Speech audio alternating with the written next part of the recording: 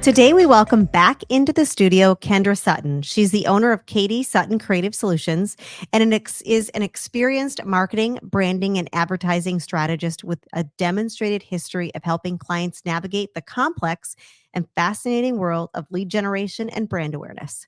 She's skilled in traditional mediums such as TV, radio, and print, as well as Google, digital marketing, social media, brand storytelling, and corporate social responsibility campaigns that help her clients get noticed by their customers and create a lasting impact on their bottom line.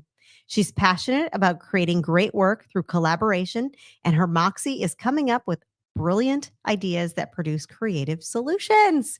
Welcome back in. Good morning. Good to see you again. Yes. I mean, the last time we met, it was a fabulous conversation, and we came in talking about one thing and it just kind of mushroomed. Yes. And I fully expect that it's going to happen the same way today. Probably. Because that's just how we are.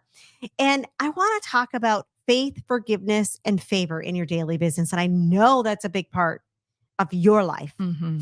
And I want to start with faith because let me preface this with, I know a lot of people in corporate positions or corporate companies, this may be uncomfortable because a lot of big companies may not embrace that faith part. Yes. Right. But what does it mean to have faith day in and day out in your business? I know this is going to be it's a big question because there's many different prongs to it. But what do you see that as? Well, first of all, I can't start my day without it. My whole entire business bloomed from faith when I did not even know what my next steps were going to be after ending a 13-year career. So that's where my faith really kicked in. And, faith is believing in things that we do not see. And part of my practice of faith in my relationship is that I already thank him for what I want or what I ask for whoever it is, for my employees, for myself, family, colleagues, that it is done. And that is having the faith that what you are proclaiming is done. And so I use that to lead business because business is ever changing. Right. You're going to have clients that come and go. And so I have faith that our time was finished and there will be beautiful new ones coming along. Just that positivity, that hope. Have you always been like that or okay. No. I would definitely call myself up until a few years ago, I always had faith, but I was lukewarm. That whole expression of lukewarm.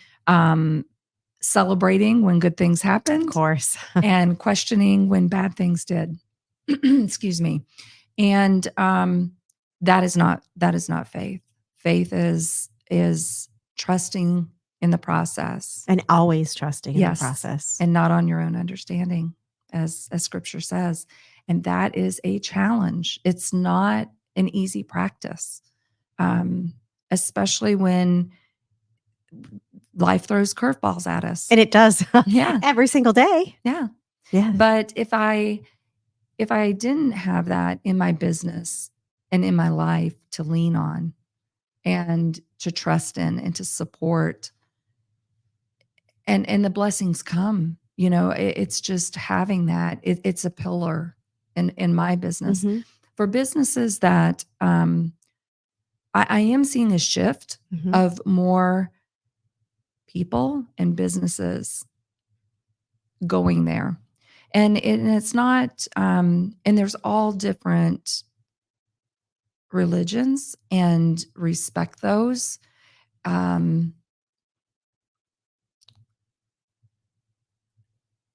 And I understand it's a treacherous territory for some companies to get into. We have all these things that have happened in our society with political correctness, et cetera. But I think that we have to honor people's faith and just really embrace those that want to talk about it. We're not here to judge. Right. So I'm glad that you kind of went that way because my next question to you is going to be, what does it look like if we don't have faith? How does it feel? What does it look like? I'm going to just say from my personal journey, an extremely unhappy, unjoyful, rocky road. And yet I had so many good things happening in my life, but was not finding joy, was not finding peace. That was the key word. Peace. I just wanted peace. Because and meaning peace, was it okay? Calm. Not like you had to keep chasing the next thing. No, and I didn't have to keep pleasing others and looking for validation from others for who I already am. So that's a big one. Yeah. Because I think as entrepreneurs, especially because you had mentioned, it's a lonely road. It can be a lonely road. And maybe it's something, and I learned this, that a lot of our validation looking is from things that have happened to us in the past. I would like to say 100%. I mean, I know myself. Yes, me too. Like I've had things happen to me when I was a child where I wonder why. And this all came out when I was writing my book. It was crazy. It was it was almost like it was a therapy session doing that. But it was things that had happened in my childhood. I wanted to kind of give the middle finger to and say, look, I did this and you didn't think I could. Right. So I pretty much spent my whole life until 3 years ago like that. And I'm in my 50s. That was my mantra my whole life growing up. I'm not going to be my parents. I'm going to be the first to graduate college. I'm going to own a business. I'm going to make something of myself. I'm. And did I accomplish those things? Yes. And when I was done, did I have joy? No. Did I have peace? No. Because it wasn't coming from the right place. Right. It was coming from trauma. It was coming from wanting acceptance. It was not accepting myself as to who I already was and the gifts I had already been given and how magnificently I was already made, and that everything we have is inside of us. We have to tune into it. We have to get mindful. We have to own all of our ugly crap and garbage. And you just brought something up. When I started reflecting back, and I will tell you, I had a horrible situation, an accumulation of a horrible situation, and I hit bottom. And when you do that, you start reflecting. Right. The thing is, I had hit bottom a couple times. So I'd had an accident one time, and I say that's when he laid me down. So I would look up because I was going 100 miles an hour. My family was extremely concerned about how much focus and drive and everything else did not matter. I was on a mission, the wrong mission. Right. And they thought I was burning not only the candle at both ends, but in the middle too. And ironically, my mom to this day still calls it divine intervention. But that is, I had faith, but I wasn't practicing it. I wasn't enabling it to work for me. I wasn't tapping in and truly to the greatest source possible. And so I say, he laid me down so I'd look up. I love that. Is your closet overflowing? Or maybe your kids' closets are as well. Or maybe you just want to redecorate your house. If you're wondering what to do with all that stuff that you've accumulated, bring it all to True Fashionistas or even ship it to them for free. They'll sell your unwanted items for you, take away all the hassle by doing all the work, and all you have to do is sit back and collect your money. You can reach out to them online at truefashionistas.com, come into the store, or check them out on Facebook or Instagram, and that's truefashionistas.com. All right, friends, we are back in the studio again with Kendra Sutton, and she's the owner of KD Sutton Creative Studio, and we're talking about faith, forgiveness, and favor. So we've talked about faith. Now I want to move on to forgiveness. It's a big one. Ooh, I know, right? That's the big one. It's a big one. That's the magic pill. Is it something you learn?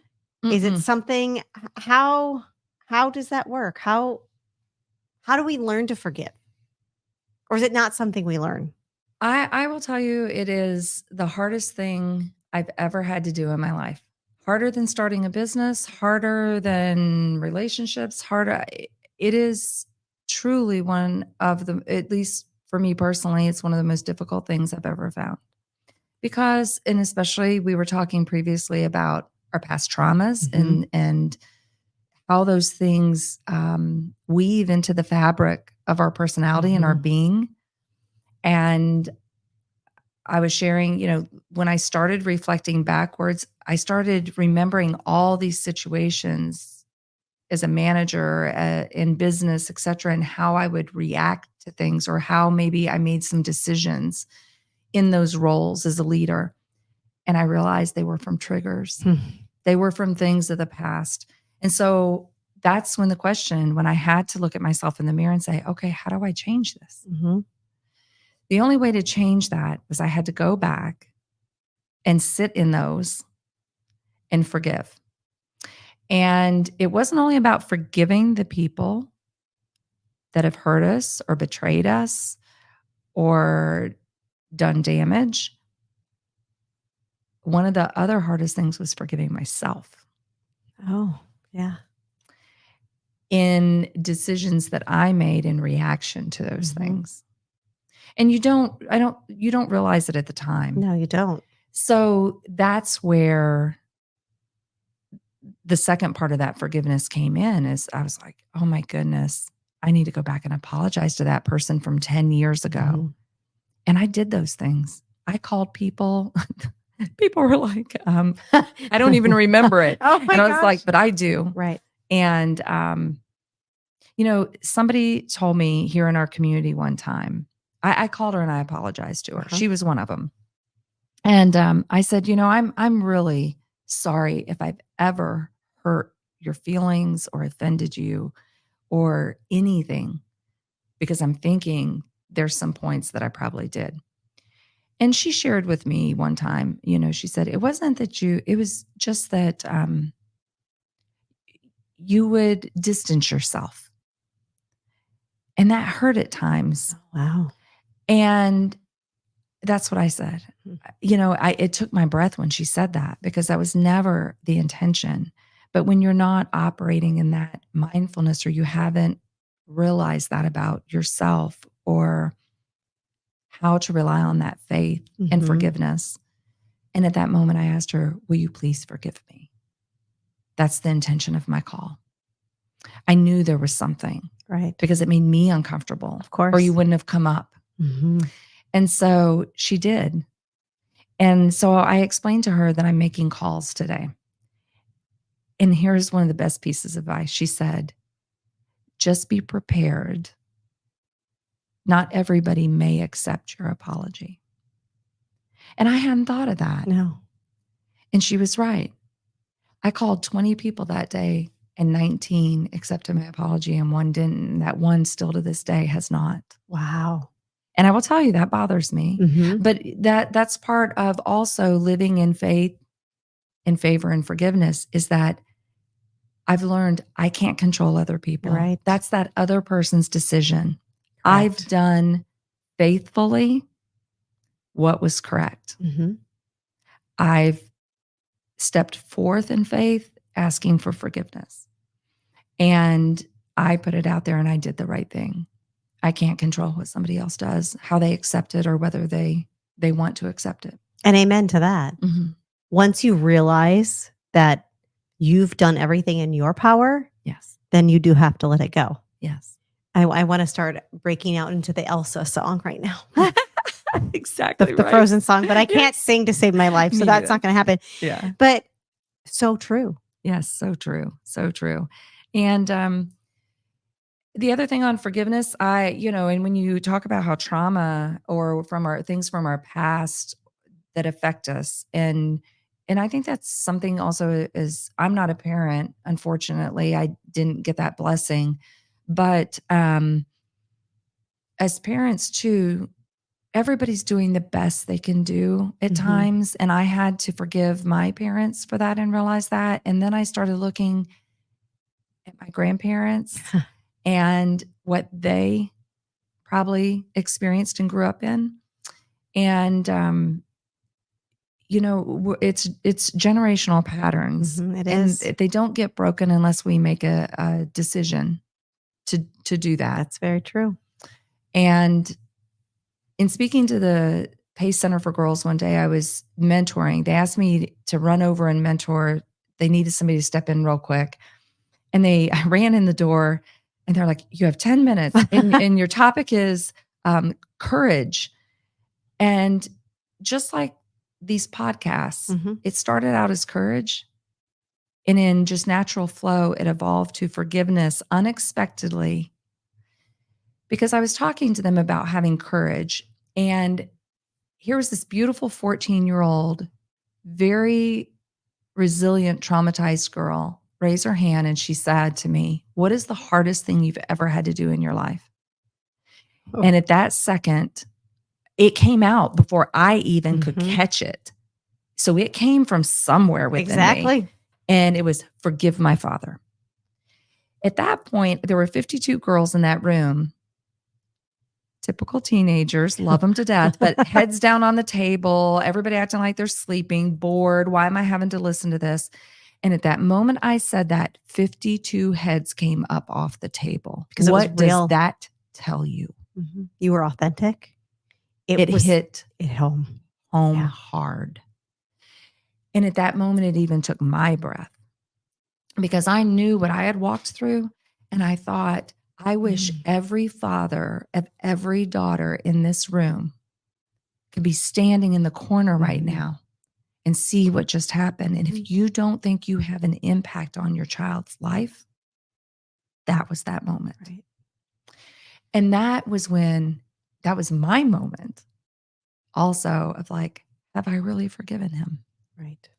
I can stand up here and I can advise and I can mentor and I can talk, but am I living it? Exactly. And I wasn't.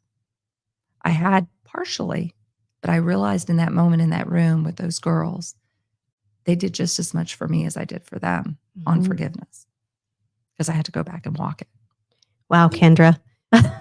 This is even more powerful than the first podcast that we did together. Oh my gosh. Yeah. Wow. And forgiveness, one thing, forgiveness isn't a one-time deal. Yeah. Sometimes I'm caregiving for my father now, somebody who is never present in my life ever. And he came back into my life 5 years ago and I had a choice to make and I went on faith. Because I can tell you, every ounce of my being was like, no, and HE double, no. Right. And it had to come from faith. It had to come from honor your mother and your father is one of the commandments. No matter what they've done, it's not a ... There's a period at the end of that. And that's where I had to learn multiple times in a given day to keep forgiving. And so forgiveness is not a one-time thing.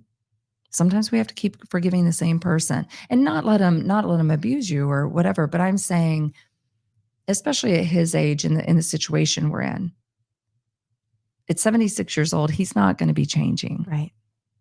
So I have to learn grace. That's the big word here. Give grace. And with grace, forgiveness. And so sometimes we have to do that with our employees. They may be going through something, having empathy, but there's boundaries too. And that's the healthy part. Right. Well, I have thoroughly enjoyed this conversation with you as well. If our listeners would like to get in touch with you, how can they do that? Well, I'm on LinkedIn.